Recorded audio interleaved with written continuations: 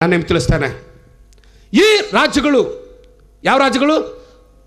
Bible ವಾಕ್ಯ ಹೇಳ್ತದೆ, ಕಬ್ಬಿಣ ಮತ್ತು ಮಣ್ಣು ಯಾವ ರೀತಿ ಇದೆಯೋ ಅವು ಎಷ್ಟು ಕಲಿಸಿದ್ರು ಏನಾಗೋದಿಲ್ಲ, ಒಂದು ಆಗೋದಿಲ್ಲ. ಕಬ್ಬಿಣ ಮಣ್ಣು ಹುಟ್ಟಿ 5 ಕೂಸಿನ ಕೈದಾಗ ಕೊಟ್ಟು 100 ವರ್ಷ ಸಾಯಸ್ಸರ ಕಲಿಸಿದ್ರು ಬಿ ಏನಾಗೋದಿಲ್ಲ, ಹಲ್ಲೆಲೂಯ, ಒಂದಾಗೋದಿಲ್ಲ. It is God's prophecy. ಇದು ದೇವರ ಪ್ರವಾದನೆ. ದೇವರು ಲೋಕಕ್ಕೆ ಒಂದು ಸವಾಲು ಹಾಕಿದ್ದಾನೆ, ಪ್ರಪಂಚಕ್ಕೆ ಒಂದು ಸವಾಲು ಹಾಕಿದ್ದಾನೆ. ಏನು ಸವಾಲು ಅಂದ್ರೆ, ಈ 10 ರಾಜ್ಯಗಳು ಏನಾಗುದಿಲ್ಲ, ಒಂದಾಗುದಿಲ್ಲ. ಅನೇಕ ಪಂಡಿತರು, ಅನೇಕ ದೊಡ್ಡ ದೊಡ್ಡ ವ್ಯಕ್ತಿಗಳು, ದೊಡ್ಡ ದೊಡ್ಡ ಪೊಲಿಟಿಷಿಯನ್ಸ್ಗಳು, ಯುದ್ಧ ಮಾಡ್ತಕ್ಕಂಥ ವ್ಯಕ್ತಿಗಳು, ರಾಜಕಾರಣಿಗಳು ಇದನ್ನು ಒಂದು ಮಾಡಲಿಕ್ಕೆ ಪ್ರಯತ್ನ ಮಾಡಿದ್ದಾರೆ. ಪ್ರಪಂಚದಲ್ಲಿ ಮುಖ್ಯವಾಗಿ ಈ ಒಡೆದು ಹೋಗಿರ್ತಕ್ಕಂಥ ರಾಜ್ಯಗಳನ್ನ ಒಟ್ಟು ಮಾಡಬೇಕೆಂಬುದಾಗಿ 4-6 ಜನಗಳು ಪಣ ತೊಟ್ಟು ಕೂತಿದ್ರು. ಆ ಪಣ ತೊಟ್ಟು ಕೂತಿರ್ತಕ್ಕಂಥ 6 ಜನಗಳು ಸೋತು ಹೋದರು. ಆ 6 ಜನ ಯಾರಂದ್ರೆ, ಮೊದಲನೇದಾಗಿ ಚಾರ್ಲ್ಸ್ ಮೆನ್ ಎಂಬುದಾಗಿ. ಚಾರ್ಲ್ಸ್ ಮೆನ್ ಎಂಬತಕ್ಕಂಥ ವ್ಯಕ್ತಿ ಬಹಳ ಭಯಂಕರವಾದ ವ್ಯಕ್ತಿ. ಅನೇಕ ಈ ರಾಜ್ಯಗಳನ್ನ ಒಟ್ಟು ಮಾಡಬೇಕಂತ ಪ್ರಯತ್ನ ಮಾಡಿದನು, ಅವನು ಸಹ ಸೋತು ಹೋದನು. ಎರಡನೇ ವ್ಯಕ್ತಿ ಚಾರ್ಲ್ಸ್ ಎಂಬುದಾಗಿ. ಚಾರ್ಲ್ಸ್ ಏನು ಮಾಡಿದನು, ಪ್ರಯತ್ನ ಮಾಡಿದನು, ಸೋತು ಹೋದನು. ಮೂರನೇ ವ್ಯಕ್ತಿ ಲೂಯಿಸ್ 14ನೇ ಲೂಯಿಸ್, ಇವನು ಪ್ರಯತ್ನ ಮಾಡಿದನು, ಅವನು ಸೋತು ಹೋದನು. ನಾಲ್ಕನೇದಾಗಿ ನೆಪೋಲಿಯನ್ ಪ್ರಯತ್ನ ಮಾಡಿದನು, ಅವನು ಸೋತು ಹೋದನು. ಐದನೇದಾಗಿ ಕೇಸರ್ ವಿಲ್ ಹೆಲ್ಮ್ ಎಂಬುದಾಗಿ ಅವನು ಪ್ರಯತ್ನ ಮಾಡಿದನು, ಅವನು ಸೋತು ಹೋದನು. ಆರನೇದಾಗಿ ಹಿಟ್ಲರ್ ಪ್ರಯತ್ನ ಮಾಡಿದನು, ಹಿಟ್ಲರ್ ಸೋತು ಹೋದನು. ಈ 6 ವ್ಯಕ್ತಿಗಳೆಲ್ಲ ಪ್ರಯತ್ನ ಮಾಡಿದ್ರು, ಹೇಗಾದ್ರೂ ಮಾಡಬೇಕು, ಈ ಒಡೆದು ಹೋಗಿರ್ತಕ್ಕಂಥ ಈ ಒಂದು ಸರ್ಕಾರವನ್ನ ನಾವು ಒಟ್ಟಿಗೆ ಮಾಡಬೇಕು, ಒಂದಾಗಿ ಜೀವಿಸಬೇಕು. ಹೆಂಗೆ ಒಟ್ಟಿಗೆ ಆಗಬೇಕು? ಮದುವೆ ಮಾಡ್ಕೊಂಡು ಒಟ್ಟಿಗೆ ಆಗಬೇಕು. ನಮ್ಮ ಹೆಣ್ಮಕ್ಳು ಅವ್ರಿಗೆ ಕೊಡಬೇಕು, ಅವ್ರ ಹೆಣ್ಮಕ್ಳಿಗೆ ನಾವು ಮದುವೆ ಮಾಡ್ಕೊಂಡು ಮದುವೆ ಸಂಬಂಧ ಒಂದಾಗಬೇಕಂತ ಪ್ರಯತ್ನ ಮಾಡಿದ್ರು, ಸೋತು ಹೋದರು. ದೋಸ್ತಾನಿ ಕಟ್ಟು ಒಂದು ಮಾಡಬೇಕಂದ್ರು, ಸೋತು ಹೋದರು. ಯಾರ್ಯಾರು ಪ್ರಯತ್ನ ಮಾಡಿದ್ರು ಅವ್ರಿಗೆ ಒಂದಿಲ್ಲ ಒಂದು ರೀತಿ ಅನಾಹುತವಾಗಿ ಸತ್ತು ಹೋದ್ರೆ ವಿನ ಅವ್ರು ಇದು ಒಂದು ಮಾಡ್ಲಿಕ್ಕೆ ಆಗಲಿಲ್ಲ. Hallelujah, hallelujah, hallelujah, hallelujah. ಪ್ರಿಯ ಸಹೋದರ ಸಹೋದರಿ, ನಿಮಗೆ ಎಚ್ಚರಿಸ್ತೇನೆ, ಇವತ್ತು ರಾತ್ರಿ ದೇವರ ವಾಗ್ದಾನ ಸುಳ್ಳಾಗ್ಲಿಕ್ಕಿಲ್ಲ.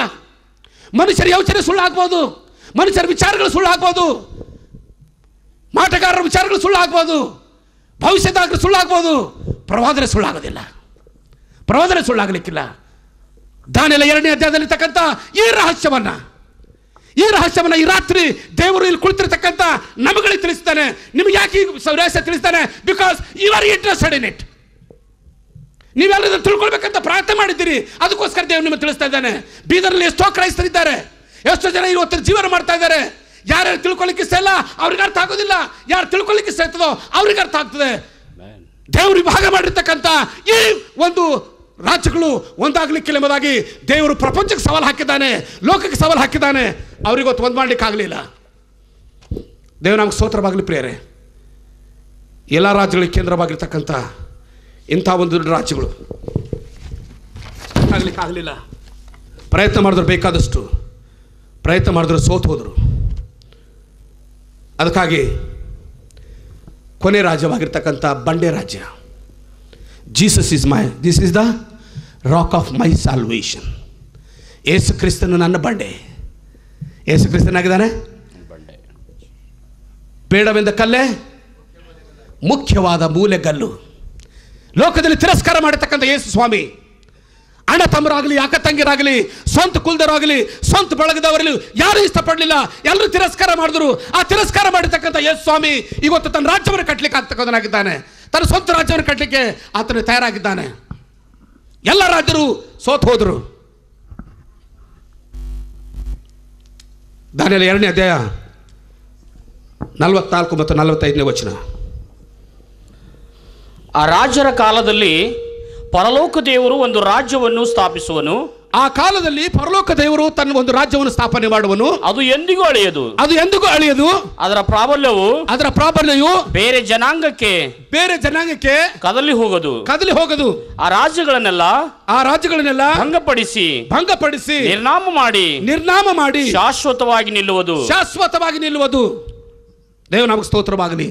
ಪ್ರಿಯರೇ, ಈ ಸಮಯದಲ್ಲಿ ಬ್ಯಾಬಿಲೋನ್ ದೇಶದ ರಾಜನಾಗಿರ್ತಕ್ಕಂಥ ನೆಬೂಕದ್ನೆಚ್ಚರ್ ರಾಜ ಬ್ಯಾಬಿಲೋನ್ ಇವತ್ತು ಇಲ್ಲ, ಅದು ಅಳೆದು ಹೋಗಿದೆ. ಮೇದ ಪರ್ಷ ಅಳೆದು ಹೋಗಿದೆ. ಗ್ರೀಸ್ ದೇಶ ಅಳದು ಹೋಗಿದೆ, ರೋಮ್ ಸಾಮ್ರಾಜ್ಯ ಅಳದು ಹೋಗಿದೆ. ಈಗ ನಾವಿರ್ತಕ್ಕಂಥದ್ದು 10 ರಾಜ್ಯಗಳ ಕಾಲದಲ್ಲಿ. ಸ್ವಾಮಿ ಹೇಳ್ತಾನೆ, ಈ 10 ರಾಜ್ಯರ ಕಾಲದಲ್ಲಿ ನನ್ನ ರಾಜ್ಯವನ್ನು ಸ್ಥಾಪನೆ ಮಾಡ್ತಾನೆ. ಹಲ್ಲೆಲೂಯಾ. ಯಾರ ರಾಜ್ಯ? ನನ್ನ ರಾಜ್ಯ.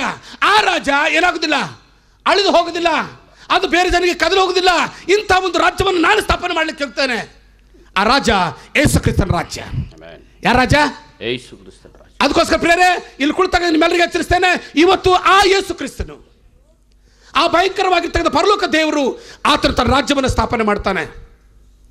ಯೇಸುವಿನ 2ನೇ ಬರೋಣದಲ್ಲಿ ಪರಲೋಕ ದೇವರು ತನ್ನ ರಾಜ್ಯ ಸ್ಥಾಪನೆ ಮಾಡ್ತಾನೆ. ಲೋಕದ ರಾಜ್ಯಗಳು ಅಂತ್ಯಕ್ಕೆ ಬರ್ತವೆ. ದೇವರು ಆತನ ರಾಜ್ಯವನ್ನು ಸ್ಥಾಪನೆ ಮಾಡ್ತಾನೆ. ಈ ರಾಜ್ಯವು ಸದಾ ಕಾಲ ಇರ್ತಕ್ಕಂಥ ರಾಜ್ಯ. ಯೇಸು ರಾಜಾದಿರಾಜನು ಕರ್ತಾದಿಕರ್ತನೆಂಬುದಾಗಿ ಅಭಿಷೇಕ ಹೊಂದಿರತಕ್ಕಂಥನಾಗಿದ್ದಾನೆ. ಯೇಸು ಆಳಲು ಈ ಲೋಕಕ್ಕೆ ಬರೋನಾಗಿದ್ದಾನೆ. ಪ್ರೇರೆ, ಇವತ್ತು ನಾನು ನೀನು ಆ ರಾಜ್ಯಕ್ಕೋಸ್ಕರ ತಯಾರಾಗಿದ್ದೀವ? ನಮ್ಮಲ್ಲಿ ಊಟ ಇದೆ, ಬಟ್ಟೆ ಇದೆ, ಸರ್ವಸ್ವ ಇದೆ. ಇಲ್ಲಿ ಕುಳಿತಾಗ ನಿಮ್ಮೆಲ್ಲರಿಗೆ ಎಚ್ಚರಿಸ್ತೇನೆ. ಅನೇಕ ಸಲ ನಾನು ಎಲ್ಲರಿಗೆ ಹೇಳ್ತೇನೆ, ಪ್ರಿಯರೇ, ಒಂದು ವೇಳೆ ನಮ್ಮ ಜೀವಿತನ ಸ್ವಲ್ಪ ಪರೀಕ್ಷೆ ಮಾಡಿಕೊಂಡು ನೋಡ್ಕೊಳ್ಬೇಕಾದ್ರೆ ಒಂದು 30 ವರ್ಷ ಹಿಂದಕ್ಕೆ ಹೋಗೋಣ. ಹಲೋ, ಈ ಚೇರ್ ಮೇಲೆ ಕುಂತಿರ್ತಕ್ಕಂಥ ಪ್ರತಿಯೊಬ್ಬರು 30-40 ವರ್ಷ ಹಿಂದ್ಗಡೆ ಹೋದಾಗ ನನ್ನ ಪರಿಸ್ಥಿತಿ ಮತ್ತು ನಿನ್ನ ಪರಿಸ್ಥಿತಿ ಏನಾಗಿತ್ತು? ಊಟ ಇರಲಿಲ್ಲ, ಬಟ್ಟೆ ಇರಲಿಲ್ಲ, ಮನೆ ಇರಲಿಲ್ಲ, ತಿರುಗಾಡ್ಲ ಗಾಡಿ ಇರಲಿಲ್ಲ. ಇವತ್ತು ದೇವರೆಲ್ಲ ಕೊಟ್ಟಿದ್ದಾನೆ ಪ್ರಿಯರೇ. ನಾವೇನು ಮಾಡ್ತಾಯಿದ್ದೆ? ದೇವರನ್ನು ಮರೆತು ಹೋಗ್ತಾ ಇದ್ದಾರೆ. ಜನಗಳಿಗೆ ಟೈಮ್ ಇಲ್ಲ. ದೇವರು ಹೇಳ್ತಾನೆ, ಈ 10 ರಾಜರ ಕಾಲದಲ್ಲಿ ನನ್ನ ರಾಜ್ಯವನ್ನು ಸ್ಥಾಪನೆ ಮಾಡ್ತೇನೆ. ಆ ಸಮಯದಲ್ಲಿ ನೆಬೂಕದ್ನೆಚ್ಚರ ರಾಜನಿಗೆ ಬಹಳ ಸಂತೋಷ ಆಯಿತು. 46 ಮತ್ತು 47 ವಚನ. ಆಗ ರಾಜನಾದ ನೆಬೂಕದ್ನೆಚ್ಚರನು ಅಡ್ಡಬಿದ್ದು ದಾನಿಯೇಲನ್ನು ಪೂಜಿಸಿ ಅವನಿಗೆ ನೈವೇದ್ಯ ಮಾಡಿ ಧೂಪ ಹಾಕಬೇಕೆಂದು ಆಜ್ಞಾಪಿಸಿ ಅವನ ಮಾತಿಗೆ ಪ್ರತ್ಯುತ್ತರವಾಗಿ, ನೀನು ಈ ರಹಸ್ಯವನ್ನು ಬಯಲಿಗೆ ತರಲು ಸಮರ್ಥನಾದ ಕಾರಣ ನಿಮ್ಮ ದೇವರು ದೇವಾದಿದೇವನು ರಾಜರ ಒಡೆಯನು, ದೇವಾದಿದೇವನು ರಾಜರ ಒಡೆಯನು, ರಹಸ್ಯಗಳನ್ನು ವ್ಯಕ್ತಗೊಳಿಸುವವನು ಆಗಿದ್ದಾನೆಂದು ನಿಶ್ಚಯ ಎಂದು ಹೇಳಿದನು. ದೇವ ನಮ್ಗೆ ಸ್ತೋತ್ರವಾಗಲಿ. ಪ್ರಿಯರೇ, ಯಾವ ಮನುಷ್ಯಗ ಯೆರೂಸಲೇಮಿನಲ್ಲಿ ಗುಲಾಮನಾಗಿ ತೆಗೆದುಕೊಂಡು ಬಂದನು, ಯಾರಿಗೆ ತನ್ನ ಸಂಸ್ಕೃತಿಯನ್ನ, ಪದ್ಧತಿಯನ್ನ, ತಮ್ಮ ದೇವರುಗಳ ಹೆಸರನ್ನಿಟ್ಟು ತಮ್ಮ ದೇವರುಗಳ ತತ್ವಗಳನ್ನು ಕಲಿಸ್ಲಿಕ್ಕೆ ಪ್ರಯತ್ನ ಮಾಡಿದನು, ಅದೇ ರಾಜ ಏನು ಮಾಡಿದ್ರು ಅಂತಂದ್ರೆ, ದಾನಿಯೇಲನು ರಹಸ್ಯನ ವ್ಯಕ್ತಪಡಿಸಿದಾಗ ಅವನು ಹೋಗಿ ಅವನಿಗೆ ಆಟ ಬಿದ್ದನು, ಮೊಳಕಾಲು ಊರ್ದನು. ಅಯ್ಯೋ ದಾನಿಯೇಲನೇ, ನಿಮ್ಮ ದೇವ್ರಂತ ದೊಡ್ಡ ದೇವರು ಯಾರು ಇಲ್ಲಪ್ಪ. ನಿಮ್ಮ ದೇವರು ಭಾಳ ದೊಡ್ಡ ದೇವರು, ರಾಜ್ಯವನ್ನು ವ್ಯಕ್ತಪಡಿಸ್ತಕ್ಕಂಥ ದೇವರು, ಲೋಕವನ್ನು ಆಳ್ತಕ್ಕಂಥ ದೇವರು, ನಿಜವಾಗಿ ಅವನ ರಾಜ್ಯ ಶಾಶ್ವತವಾಗಿರ್ತಕ್ಕಂಥ ರಾಜ್ಯ ಆಳ್ತಕ್ಕಂಥ ದೇವರು.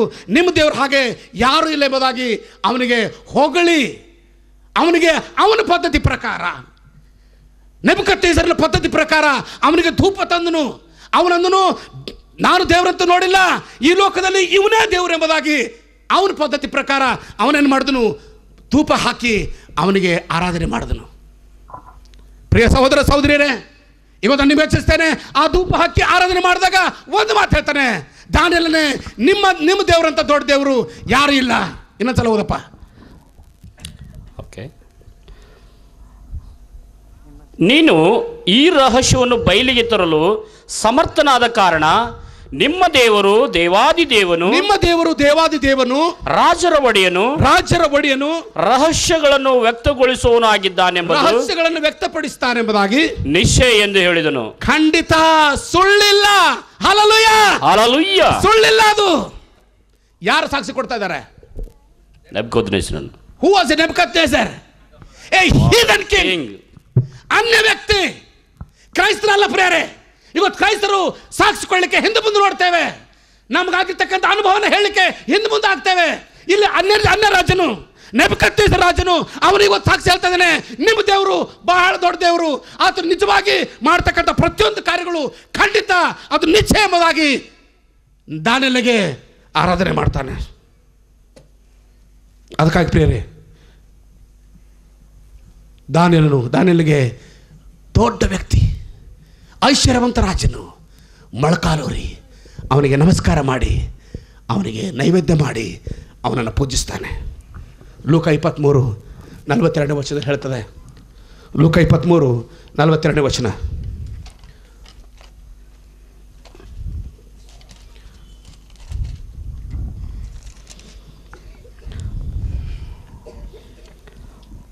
ಯೇಸುವೇ, ನೀನು ನಿನ್ನ ರಾಜ್ಯವನ್ನು ಪಡೆದವನಾಗಿ ಬರುವಾಗ ನನ್ನನ್ನು ನೆನೆಸಿಕೋ ಅಂದನು. ದೇವನಾಮ ಸ್ತೋತ್ರವಾಗಲಿ. ಕಳ್ಳನ್ನು ಹೇಳ್ತಾನೆ, ಪಾಪ ಮಾಡಿರ್ತಕ್ಕಂಥ ವ್ಯಕ್ತಿ ಹೇಳ್ತಾ ಇದ್ದಾನೆ, ಜನರಿಗೆ ವಿರುದ್ಧವಾಗಿ ಜೀವಿಸ್ತದ ವ್ಯಕ್ತಿ ಹೇಳ್ತಾ ಇದ್ದಾನೆ, ಸ್ವಾಮಿಯೇ ಯೇಸುವೆ, ನಿನ್ನ ರಾಜ್ಯವನ್ನು ಪಡೆದವನಾಗಿ ಬರುವಾಗ ನನ್ನೇನು ಮಾಡು, ನೆನೆಸಿಕೋ. ಇವತ್ತು ನಾವೆಲ್ಲರೂ ಪಾಪಿಗಳಾಗಿದ್ದೇವೆ ಪ್ರಿಯರೇ. ಒಂದಿಲ್ಲ ಒಂದು ರೀತಿ ಪಾಪ ಮಾಡಿದ್ದೇವೆ. ವೈಯಕ್ತಿಕವಾಗಿ ಪಾಪ ಮಾಡಿರಬೇಕು, ಸಾಮೂಹಿಕ ಪ್ರಾರ್ಥನೆ ತಪ್ಪುಗಳನ್ನು ಮಾಡಿರ್ಬೋದು. ನಮ್ಮ ಜೀವಿತ ಎಷ್ಟು ಮಟ್ಟಿಗೆ ಒಳ್ಳೆಯದಲ್ಲ. ನಮ್ಮ ಜೀವಿತದಲ್ಲಿ, ಕುಟುಂಬ ಜೀವಿತದಲ್ಲಿ ಒಳ್ಳೆಯದಿಲ್ಲ, ಸಭೆ ಜೀವಿತದಲ್ಲಿ ಒಳ್ಳೆಯದಿಲ್ಲ, ಶಾಲೆ ಜೀವಿತದಲ್ಲಿ ಒಳ್ಳೆಯದಿಲ್ಲ, ನಾವು ಮಾಡ್ತಕ್ಕಂಥ ಕೆಲಸ ಜೀವಿತದಲ್ಲಿ ಒಳ್ಳೆಯದಿಲ್ಲ. ಇವತ್ತು ದೇವರು ಕೇಳ್ತಕ್ಕಂಥನಾಗಿದ್ದಾನೆ, ನಮ್ಮ ಪಾಪಗಳನ್ನು ಒಪ್ಪಿಕೊಂಡು ತಂದೆಯೇ ನಿನ್ನ ರಾಜ್ಯವನ್ನು ಪಡೆದುಕೊಂಡು ಬರುವಾಗ ನನ್ನನ್ನು ಏನು ಮಾಡು, ನೆನೆಸಿಕೋ ಎಂಬುದಾಗಿ ಆತನು ಪ್ರಾರ್ಥನೆ ಮಾಡ್ತಾನೆ. ಮತ್ತಾಯ 25ನೇ ಅಧ್ಯಾಯ 34ನೇ ವಚನ ಹೇಳ್ತದೆ. ಮತ್ತಾಯ 25ನೇ ಅಧ್ಯಾಯ, ಮತ್ತಾಯ 25:34ನೇ ವಚನ. ಆಗ ಅರಸನು ತನ್ನ ಬಲ್ಲಗಡೆಯಲ್ಲಿರುವವರಿಗೆ, ನನ್ನ ತಂದೆಯು ಆಶೀರ್ವಾದ ಹೊಂದಿದವರೇ, ಬನ್ನಿರಿ, ಲೋಕಾದಿಯಿಂದ ನಿಮಗೋಸ್ಕರ ಸಿದ್ಧ ಮಾಡಿದ ರಾಜ್ಯವನ್ನು ಸ್ವಸ್ಥವಾಗಿ ತೆಗೆದುಕೊಳ್ಳಿರಿ. ದೇವರು ನಮಗೆ ಸ್ತೋತ್ರವಾಗಲಿ. ದೇವರು ಕೊನೆಯದಾಗಿ ನೀನು ಪಾಪ ಮಾಡಿರ್ಬೋದು ನಿಜ, ನನಗೆ ವಿರೋಧವಾಗಿ ನಡ್ಕೊಂಡಿರ್ಬೇಕು ನಿಜ, ನನ್ನಲ್ಲಿ ಆಸಕ್ತಿ ತೋರಿಸೋದಕ್ಕೋಸ್ಕರ, ನನ್ನನ್ನು ನಿನ್ನ ರಕ್ಷಕನಾಗಿ ಅಂಗೀಕಾರ ಮಾಡೋದಕ್ಕೋಸ್ಕರ, ನಾನು ನಿನಗೋಸ್ಕರ ಸತ್ತಿದ್ದೇನೆ ಎಂಬುದಾಗಿ ತಿಳಿದುಕೊಳ್ಳೋದಕ್ಕೋಸ್ಕರ ನನ್ನ ರಕ್ತ ನಿನ್ನ ಪಾಪ ತೊಳೆದಿದೆ. ಅದಕ್ಕೋಸ್ಕರ ನಿಮಗಾಗಿ ತಯಾರು ಮಾಡತಕ್ಕಂಥ ಈ ರಾಜ್ಯದಲ್ಲಿ ನನ್ನ ತಂದೆಯ ಆಶೀರ್ವಾದ ಹೊಂದಿದವರೇ, ಬನ್ನಿರಿ, ಲೋಕಾದಿಂದ ನಿಮಗೋಸ್ಕರ ಸಿದ್ಧ ಮಾಡಿದ ರಾಜ್ಯವನ್ನು ಸ್ವಾಸ್ಥ್ಯವಾಗಿ ತೆಗೆದುಕೊಳ್ಳಿರಿ. ದೇವರು ಆ ರಾಜ್ಯ ನಮಗೆ ಕೊಡಲಿಕ್ಕೆ ಇಷ್ಟಪಡ್ತಕ್ಕಂಥನಾಗಿದ್ದಾನೆ ಪ್ರಿಯರೇ. ನೀನು ಆ ರಾಜ್ಯಕ್ಕೆ ಹೋಗಬೇಕಾದ್ರೆ ಮುಖ್ಯವಾಗಿ ಲೋಕವನ್ನು ತ್ಯಜಿಸಿ, ಲೋಕದವಳಿರ್ತಕ್ಕಂಥದ್ದರ ವಿಷಯಗಳನ್ನು ತೆಗೆಸಿ ನಾವು ದೇವ್ರ ಕಡೆ ಬರೋಣ. ನಿಜವಾಗಿ ದೇವರು ನಮ್ಮನ್ನು ಆಶೀರ್ವದಿಸ್ತಾನೆ. ಇಲ್ಲಿ ಕುಳಿತಕ್ಕಂಥ ನಿಮ್ಮೆಲ್ಲರಿಗೆ ಎಚ್ಚರಿಸಲಿಕ್ಕೆ ಇಷ್ಟಪಡ್ತೇನೆ ಪ್ರಿಯರೇ. ನಾವು ಆದಷ್ಟು ಮಟ್ಟಿಗೆ ಈ ಲೋಕದ ಜೀವಿತವನ್ನು ಬದಿಗೊತ್ತಿ ದೇವರು ನಮ್ಗೆ ಕೊಟ್ಟಿರ್ತಕ್ಕಂಥ ಈ ಪವಿತ್ರವಾಗಿದ್ದ ಪ್ರವಾದನೆಯ ಗ್ರಂಥದಲ್ಲಿ ಆ ಸತ್ಯವನ್ನು ಅಡಕವಾಗಿರ್ತಕ್ಕಂಥ ವಿಷಯ ತಿಳ್ಕೊಂಡು ಇವತ್ತು ದೇವ್ರ ರಾಜ್ಯ ಬರ್ತಕ್ಕಂಥ ಕಾಲ ಹತ್ತಿರವಾಗಿರೋದ್ರಿಂದ ಆ ರಾಜ್ಯಕ್ಕೋಸ್ಕರ ಆದಷ್ಟು ಮಟ್ಟಿಗೆ ನಾವು ತಯಾರು ಮಾಡಿಕೊಂಡು ಆ ರಾಜ್ಯದಲ್ಲಿ ಸೇರ್ತಕ್ಕಂಥ ಭಾಗ್ಯತೆ ದೇವರು ನಮ್ಗೆ ಕೊಡಲಿ ಎಂಬುದಾಗಿ ನಾವು ಪ್ರಾರ್ಥನೆ ಮಾಡ್ತೇವೆ. ಪ್ರಾರ್ಥನೆ ಮಾಡಿಕೊಳ್ಳೋಣ. ನಮ್ಮನ್ನು ಬಹಳವಾಗಿ ಪ್ರೀತಿ ಮಾಡಿದ ಪರಲೋಕ ತಂದೆಯ ದೇವರೇ, ನಿನ್ನ ನಾಮಕ್ಕೆ ಸ್ತೋತ್ರವಾಗಲಿ.